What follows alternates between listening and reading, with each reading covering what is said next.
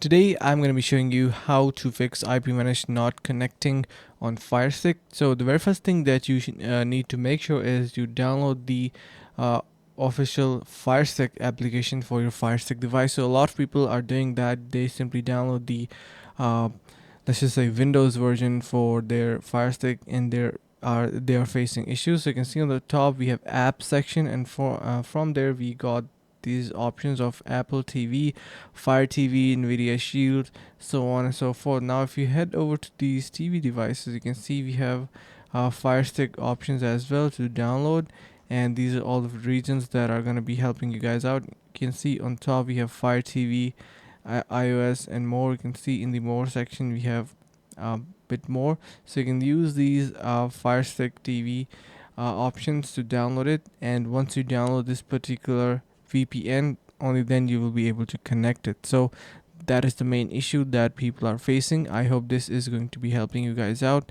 Thank you so much for watching.